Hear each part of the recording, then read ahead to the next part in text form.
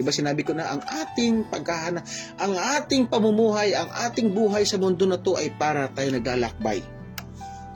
At ang ending nito, kamatayan. Tama? Yes. So, para tayo makarating doon sa buhay na yun, hindi natin alam kailan mangyari yun, huwag kang papayag na makarating ka doon sa kamatayan, hindi mo na-enjoy yung provision ng Diyos.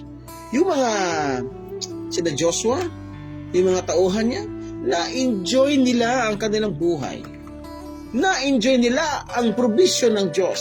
The milk, the honey, the animals, every, the different kind of foods, minerals, ginto, lahat andun sa promised land na yun. Before sila namatay. Tapos ikaw, habang nabubuhay sa araw-araw para mamatay ka sa hirap,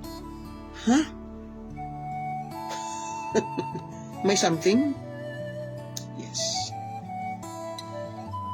Ang sinabi niya doon, para magtatagumpay kayo, huwag ihiwalay ang salita ng Diyos bunganga.